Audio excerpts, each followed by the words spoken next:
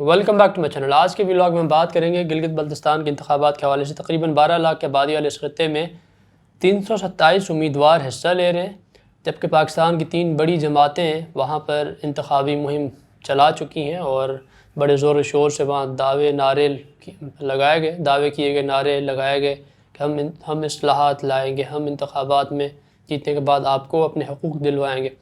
Peoples party سب سے پہلے متحرک ہوئی۔ بلال بھٹو زرداری نے اپنی تمام تر دیگر جو سیاسی مصروفیات تھیں ان کو محدود کرتے ہوئے وہاں جانا ضروری سمجھا۔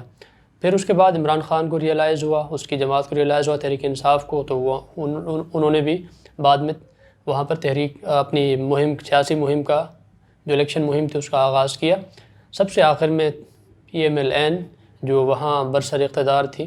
اب دیکھنا یہ کہ کون سی جماعت جیتتی ہے، کیا ہوگا آگے، وہ سب چیزیں زیر بحث رہیں گی۔ پیپلز پارٹی نے شاید اس لیے بھی کیا کیونکہ ان کی ایک تاریخی وہاں پر ان کے ایک تاریخی رشتہ ہے گلگت بلتستان سے۔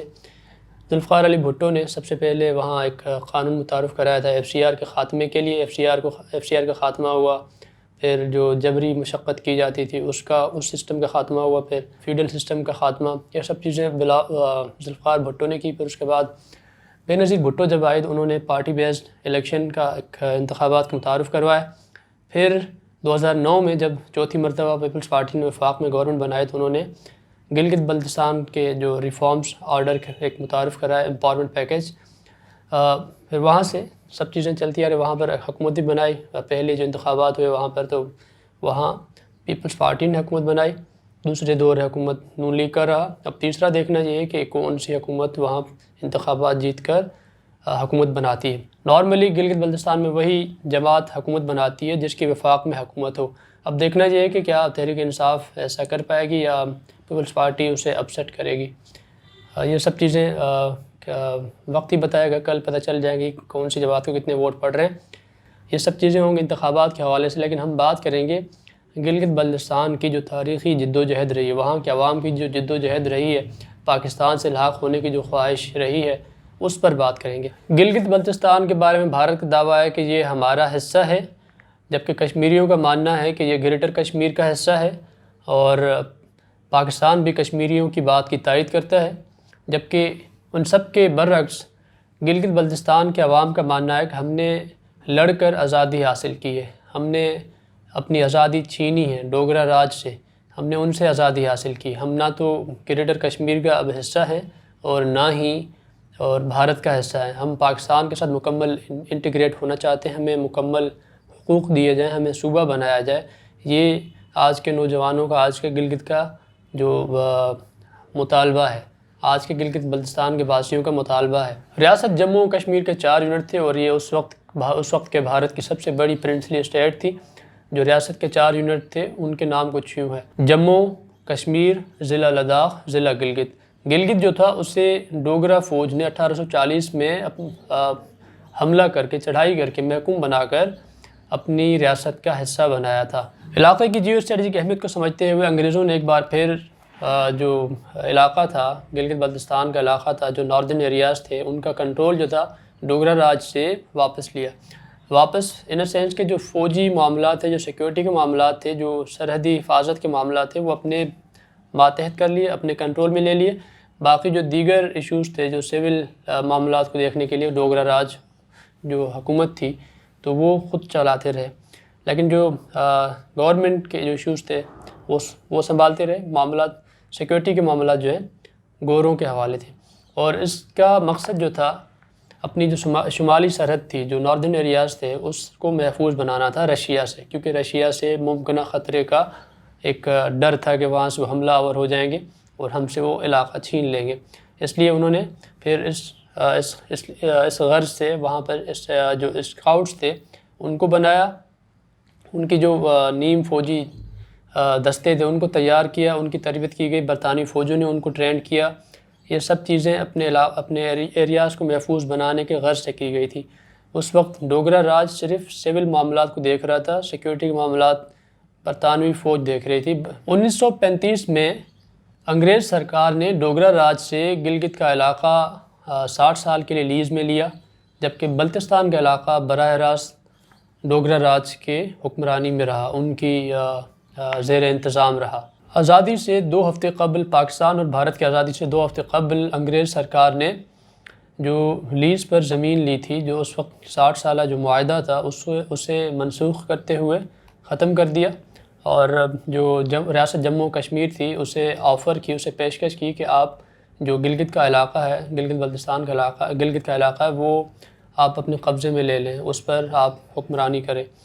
تو وہاں پر رجسٹ کیا گیا لوگوں کی طرف سے، عوام کی طرف سے، تو پھر وہاں سے پورا سلسلہ چلتا رہا، آگے بڑھا، جو اس کی گلگت کی آزادی کا سبب بنا۔ برطانوی حکومت کے خاتمے کے بعد، پاکستان اور بھارت کی آزادی کے بعد، وہاں پر ایک ڈر تھا، ڈوگرا راج کو، مہاراجہ کو ڈر تھا کہ یہاں پر جو ہے مسلمان جو پیش قدمی کریں گے، وہ آزادی کے لیے لڑیں گے۔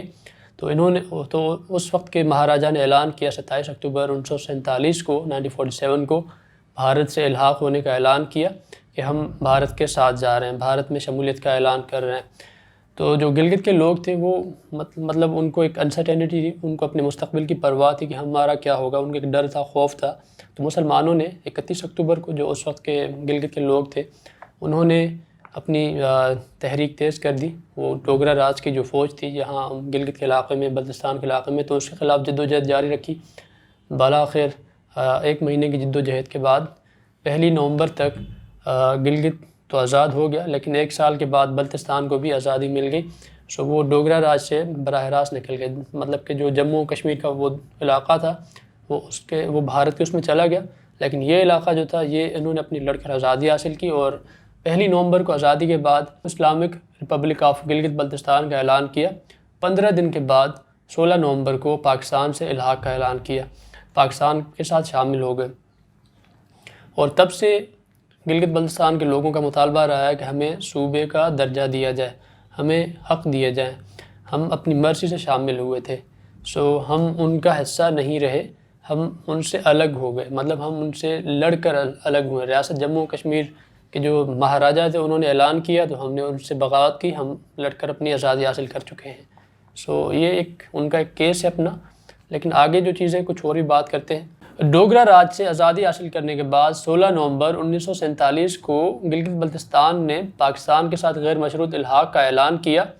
پاکستان نے وہاں ایک اپنا پولیٹیکل ایجنٹ بھیجا جس نے وہاں پر انتظامیہ سنبھالی، وہاں چارج سنبھالا، اور بجائے وہاں کوئی مناسب انتظام کرتے، وہاں کوئی ایسا سسٹم متعارف کراتے جس سے ان کو حقوق ملتے، پاکستان نے الٹا وہاں پر FCR کا سسٹم متعارف کرایا، FCR کا قانون متعارف کرایا، جو لوگوں کو بنیادی حقوق سے محروم رکھتا ہے۔ اس وقت مطلب جاگیرداری کے نظام کو فروغ دیا، فیوڈل سسٹم کو، اور جبری مشقت کے سسٹم کو ختم نہیں کیا۔ یہ سب چیزیں مل کر ایک استحصال کر رہی تھی لوگوں کا، عوام کا، وہاں کے جو گلگت بلتستان کے عوام تھے ان کو لگا کہ یہ تو ہمارے ساتھ 2 ہاتھ ہو گیا، تو انہوں نے اپنے لیے، اپنے حق کے لیے جد و جہد سٹارٹ کی۔ اب جو FCR کا سسٹم تھا اس میں برائی کیا تھی؟ اس میں یہ تھی کہ بھائی ایک بندے کو آپ نے پولیٹیکل ایجنٹ بنا کر بھیج دیا جس کے پاس عدالتی اختیارات ہیں، جس کے پاس تقریباً جو جتنے بھی حکومتی اختیارات ہیں وہ سب اس کے پاس تھے، وہ پورا سسٹم چلا رہا تھا اور فیڈرل بیوروکریسی چلا رہی تھی، تو مقامی لوگ جو تھے ان کو حق نہیں مل رہے تھے، وہ محروم رہ رہے تھے، تو اس لیے لوگوں نے اس کے خلاف آواز اٹھانا شروع کر دی۔ FCR کے کالے قانون کے خلاف 1950 کے وسط میں مخالفت سامنے آئی۔ گلگت لیگ نامی ایک تنظیم تھی جس نے اس تحریک کا آغاز کیا کہ FCR کے کالے قانون کو ختم کیا جائے، ہمیں اپنے حقوق دیے جائیں، اور پھر جب ملک میں ماشاء اللہ لگ گیا تو وہ تحریک 2-3 سال کے لیے تھم گئی، پھر 1960 میں دوبارہ وہ چلتی رہی۔ اور یہ تحریک کیسے چلی کہ وہاں کے نوجوان جو تھے مختلف بڑے شہروں میں آگے پڑھنے لکھنے کے لیے وہاں لوگوں کو اکٹھا کیا، جو آپس میں جو سیاسی تنظیمیں بنائی گئیں، کراچی ہو گیا، مطلب راول پنڈی ہو گیا، لاہور ہو گیا، وہاں جتنے لوگ وہاں سے نکل رہے تھے پھر انہوں نے اکٹھے ہو کر اپنے لیے، اپنے حقوق کے لیے تحریک چلائی اور چلاتے رہے اور مسلسل چلاتے رہے۔ تقریباً 1960 سے 71 تک یہ تحریک چلتی رہی۔ اس دوران کچھ لوگوں کو، کچھ رہنماؤں کو، جو مختلف تنظیمیں تھیں جو اپنے حقوق کے لیے کام کر رہے تھے لیکن اپنے حقوق کے لیے ایک جا سب اکٹھے ہوتے تھے، ویسے الگ الگ ان کی چیزیں ہوں گی، منشور ہوں گے، لیکن اپنے حق کے لیے ان کا مقصد سب کا یہ تھا کہ ہمیں اپنے حق دیے جائیں۔ تو کچھ قائدین کو گرفتار کیا گیا۔ پھر جب بھٹو حکمران بنے، جب ذوالفقار علی بھٹو نے اقتدار سنبھالا تو اس نے وہاں پر اصلاحات متعارف کرائے، FCR کے کالے قانون کے خاتمے کا اعلان کیا اور جو قائدین جیل میں تھے انہیں رہا کیا، اور وہاں پر اصلاحات کے آغاز کا سلسلہ شروع ہوا۔ پھر وہاں جو جبری مشقت کی اس کا خاتمہ ہوا، پھر جو پولیٹیکل ایجنٹس کا دور تھا اس کا خاتمہ ہوا، اور وہاں سے تھوڑا بہت ایک ان کو ریلیف مل گیا کہ چلو کچھ تو ہے جو ہمیں مل رہا ہے، مکمل انٹیگریشن نہ صحیح لیکن کچھ چیزیں تو ہیں جو ہمیں اپنی شناخت، ہمیں اپنی پہچان مل رہی ہے۔ تو وہاں سے سلسلہ جو تحریک کا تھا 1950 سے، ویسے تو پرانی تحریک چل رہی ہے، نوجوان اور اس وقت کے جو لوگ تھے وہ اپنی آزادی کے لیے لڑتے رہے، پھر پاکستان اپنے حق کے لیے لڑتے رہے، جو آج تک وہ تحریک چل رہی ہے، اپنے حق مانگتے ہیں اور مانگتے رہیں گے جب تک ان کو مکمل حق نہیں ملتے۔ گلگت بلتستان کے رائٹرز، اسکالرز، ریسرچرز کا ماننا ہے کہ ہم کبھی بھی جو بلتستان کا علاقہ ہے وہ ڈوگرا راج کا حصہ نہیں رہا۔ ڈوگرا راج نے البتہ وہاں پر زبردستی چڑھائی کر کے وہاں پر اپنی حکومت بنائی اور ہمیں محکوم بنا کر وہاں قابض ہو کر ہم پر حکمرانی کی، لیکن ہم نے اس کو نہیں مانا، ہم ریزسٹ کرتے رہے، ہمارے بڑے ریزسٹ کرتے رہے، بالآخر ہم نے لڑ کر آزادی حاصل کی اور ہم نے اپنی خوشی کے ساتھ پاکستان کے ساتھ الحاق کا اعلان کیا، اور ہمیں ایک امید تھی کہ ہم پاکستان کے ساتھ الحاق کا اعلان کریں گے تو ہمیں ایک صوبے کا درجہ دیا جائے گا، ہمیں بھی دیگر پاکستانیوں کی طرح حقوق ملیں گے، لیکن ایسا نہیں ہوا۔ گلگت بلتستان کے لوگوں کا ایک اور مسئلہ یہ ہے کہ وہ جہاں رہتے ہیں، جس زمین میں رہتے ہیں، وہ ان کی نہیں ہے، وہ ریاست کی ہے، وہ پاکستان کی ہے۔ پاکستان نے آج تک ان کو مالکانہ حقوق نہیں دیے۔ 1914 میں 1916 میں 14 سے 16 کے درمیان جو ڈوگرا راج نے ایک زمینوں کے حوالے سے، جو مالکانہ حقوق کے حوالے سے ایک قانون بنایا تھا، اس کے مطابق جو غیر آباد زمینیں تھی وہ پوری کی پوری ریاست کی تھی، ڈوگرا راج کی تھی، ان کے حوالے تھی، جہاں رہتے تھے وہ ان کی تھی، لیکن پاکستان نے آج تک وہ مالکانہ حقوق جو ہیں گلگت بلتستان کے لوگوں کو نہیں دیے، تو اس لیے ان کو ایک ڈر رہتا ہے، خوف رہتا ہے، تو وہ ایک اپنی تحریک چلاتے رہتے ہیں کہ ہمیں حق دیے جائیں۔ اور اسی طرح جب عطا آباد لیک کا سین ہوا تھا، وہاں پر جو مقامی جو تحریک چلانے والے لوگ تھے جن کو بے گھر ہوئے تھے، جو اپنے حق مانگ رہے تھے، وہ بھی اسی چکر میں، اپنی زمینوں کے چکر میں، اپنے گھروں کے چکر میں جیلوں میں گئے۔ پھر 71 سال ایک ایکٹیوسٹ کو جیل میں سزا دی گئی، اور مزے کی بات یہ کہ وہی ایکٹیوسٹ جو بابا کے نام سے مشہور ہے، جیل سے الیکشن لڑے تھے 2015 میں، اور سب سے زیادہ ووٹ حاصل کرنے والے نمائندے تھے وہ۔ اب ہم اپنے ولاگ کے آخری حصے میں آتے ہیں، اس کی بات کرتے ہیں کہ شروع میں جیسے بات کی تھی کہ گلگت بلتستان میں بلال بھٹو زرداری نے سب سے پہلے انتخابی مہم شروع کی تھی۔ اس کی وجہ تھی بھائی وہاں اس کا ایک تاریخی جڑیں تھیں، ان کا تاریخی ایک تعلق تھا اس علاقے سے، اس خطے سے، کیونکہ ذوالفقار علی بھٹو نے سب سے پہلے وہاں FCR کے قانون کا خاتمہ کیا، پھر بےنظیر بھٹو نے 1994 میں وہاں پر پارٹی بیس الیکشن کا سسٹم متعارف کرایا، پھر 2009 میں پیپلز پارٹی کے چوتھے دور حکومت میں گلگت بلتستان کے امپاورمنٹ پیکج اور سیلف گورننس کے آرڈر کو متعارف کرایا گیا۔ سیلف گورننس کے ذریعے سے ان کو اپنی پہچان دی گئی، ان کو ایک شناخت دی گئی، ان کو لگا کہ ہمیں کچھ حقوق مل رہے ہیں، سو اس لیے اس پارٹی کا وہاں پر ایک گڑھ رہا ہے، ایک جڑیں رہی ہیں، تو اس لیے لوگ اس کو ریلیٹ کر پاتے ہیں۔ شاید اس سے جیتنا ہارنا ایک الگ بحث ہے، لیکن یہ ہے کہ کیا صرف باتیں دعوے ہوں گے، یا اس بار کچھ PTI ہو، PP ہو یا PMLN ہو، وہ اپنے دعووں سے آگے بھی کچھ کر سکیں گے۔